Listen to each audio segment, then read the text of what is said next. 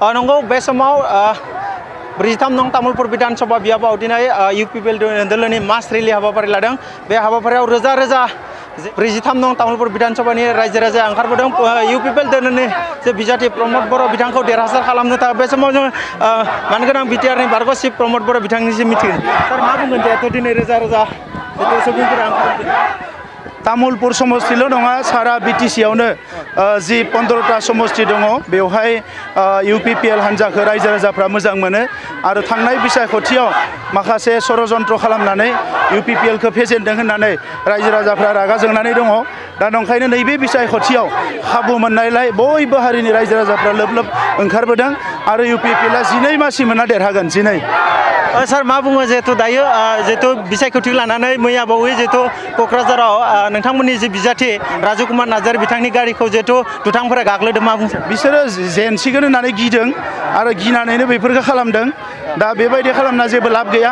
बड'लेण्डनि रायजो राजाफ्रा जायफोर हिंसा खालामो बेखौ मोजां मोना, जाय गोजोनै थायो जाय रायजो राजाफोरजों अनलायनानै थायो बेखौसो मोजां मोनो आरो इउपिपिएल हान्जाया गोजोननि हान्जा, खौसेथिनि हान्जा, बयबो हारि माहारिखौ अननो हाग्रा हान्जा, बेखौ बयबो मोजां मोनो। सार मा बुङो नोंथांनि कन्टेन्सआव जिहेतु नोंथांनि एगेन्स्टआव जे आसाम आयेन आफादनि बुंथिगिरि बिश्वजित दैमारि बिथाङा जिहेतु बेवहाय बिजेपिनिफ्राय बा एनडिएनिफ्राय बिजाथि महरै गसंथादों। आं 1 लाखनिख्रुइ बांसिन भट मोननानै इउपिपिएलनि बिजाथिया तामुलपुर समस्तियाव देरहागोन बेयो रोखा। सार दिनै बेसेबांसो जे रायजो राजा जिहेतु नोंथांनि जे मास रेलि हाबाफारियाव बाहागो लादों? गोबां रायजो राजाफ्रा बाहागो लादों, बेखौ हिसाब खालामनाया बिराद गरबर जागोन।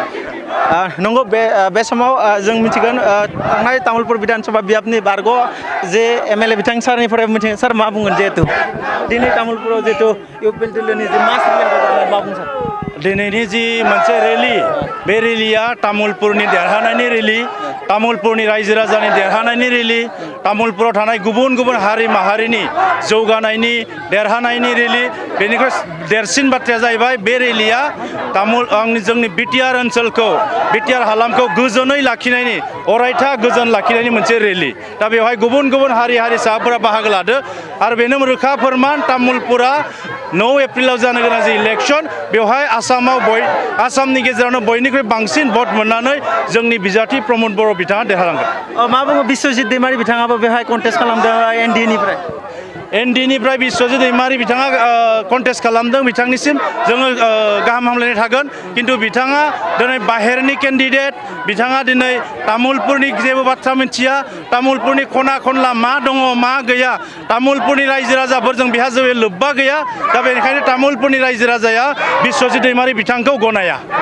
नंगौ बिथाङा गोबांफोरा बे समाव मिरु जिहेतु मिरु इउपिपिएलनि जे दैदेनगिरि बिथांनिफ्राय কি খবৰ দাদা আপনি যেটো আজি মাছ ৰেলীৰ যিটো উপস্থিতি আমি একদম স্পষ্টকৈ ৰাইজে বুজি পাইছে প্ৰমোদ বড়োক কোনেও ৰুধিব নোৱাৰে। প্ৰায় 1 লাখতকৈ অধিক ভোটেৰে তামোলপুৰে আজি ইতিহাস সৃষ্টি কৰিব। আজিৰ যিটো জনসমৰ্থন জনগম আমি গোটেই বিটিআৰত আজি এটা ভাল প্ৰভাৱ পৰিব আৰু আমি নিশ্চিতভাৱে ক'ব পাৰোঁ 11টাৰ পৰা 12টা চিট এবাৰ জয়ী হয় আমাক বাদ দি অসমত কোনো চৰকাৰ এবাৰ গঠন কৰিব নোৱাৰিব। মাইনৰিটিসকলে কাক ভোট দিব যেহেতু তামোলপুৰ বিধানসভা সমষ্টি ইতিমধ্যে কংগ্ৰেছে প্ৰাৰ্থিত্ব প্ৰদান কৰিছে? নাই, কংগ্ৰেছ বিটিচিৰ ফেক্টৰ নহয়, আজিও নহয়, আগতেও নাছিল, ভৱিষ্যতেও নাথাকে। কংগ্ৰেছৰ প্ৰতি বিটিচিৰ মাইনৰিটি কোনো আকৃষ্ট নহয়।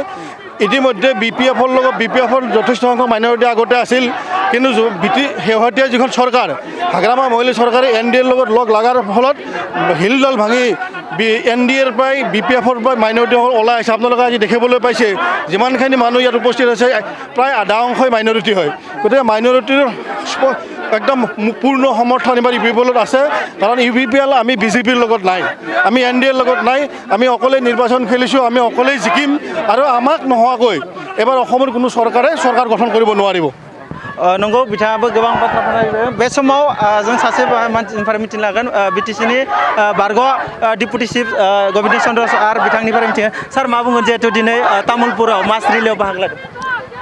दिनै तामुलपुर समस्तिनि रायजो राजाफोरनि जिथु खौसेथि बेयो थारैनो रंजाथाव जे तामुलपुर समस्तियाव बिजाथि हिसाबै मानगोनां प्रमद बर' बिथाङा बादायदों आरो बिथांनि प्रति जे रायजोफ्रा मोजां मोननाय दं, अननाय दं, समर्थन जादों, बे दिनै रोखा जाबाय। मानोना दिनै खमावबाबो 35,000 गेदारिं बे जमा जादों आरो बिथांमोननि फैनायनि ओंथियानो जाबाय जे रायजो इउपिपिएलनि प्रति अननाय दं बेनिखायनो बे 9 तारिखखालि जानो गोनां जे बिसायख'थि बेवहाय तामुलपुर इउपिपिएलनि बिजाथि प्रमद बर' बिथाङा जे देरहागोन बे रोखा जाखाबाय दिनै बिजेपिनिफ्राय बायदिसिना फावफायनानै पाब्लिकफोरखौ धमकि होनानै भट आदाय खालामनो नागिरदों खिन्थु बिथांमोननि जिखिनि प्रश्न दा बिसोरनि बिथांमोननि जि षड़यन्त्र बेफोर गासैबो फेलें जागोन मानोना रायजोफ्रा बिजेपिनि जे बिजाथि बिश्वजित दैमारि गुबुन जायगानिफ्राय फैनाय बे गेलेफैनायखौ समर्थन खालामाखै मानोना बिनि रायजो राजाफ्रा लकेल बिजाथि नागिरदों आरो लकेल बिजाथिफोरनि अननाय समर्थन दिन्थिदों बेनिखाय बिजेपिया जेसेबां जि थाखा फैसा होनानै थगायनानै फुस्लायनानै सिगिनानै भट आदाय खालामनो नागिरबाबो बिथांमोनखौ दिन्थियाखै नंगौ गोबां बाथ्राफोर बे समाव आं मिथिनो लुबैदों राज्य सभानि एमपि रोंगोरा सार बिथांनिफ्राय आं माखासे बाथ्रा मिथिगोन सार मा बुंगोन जिहेथु दिनै तामुलपुराव मास रेलि लादों दिनै तामुलपुरनि रायजो राजाफ्रा लैथो बायदि महर लाबाय इउपिपिएलआ लैथो जाबाय बिजेपिया बेवहाय दंग बायदि महर लाबाय गतिके बे मोनसे प्रमान जाबाय दंगनिख्रुइ लैथोआ देरसिन रायजो राजाफ्रा दिनै प्रमान देखायबाय जे प्रमद बर' बिथांखौ देरहासार होसिगोन आरो बे बाथ्राया रोखाबो जाबाय बेनिखायनो जों मिजिंथिदों रायजो राजानि अननाया जोंनि इउपिपिएलजों दङ आरो प्रमद बर' बिथांखौ देरहासार जानो थाखाय बयबो सांग्रां जाबाय नंगौ नैबे समाव गोबां बाथ्रा फोरमायबाय बिथां एमपि सार बिथाङाबो जे दिनै जे तामुलपुराव जे मास रेलि हाबाफारि लादों बेवहाय रोजा रोजा जिहेतु सुबुंनि जे नुजाथिनायाव दिनै बे मास रेलि हाबाफारिया जानानै थांबाय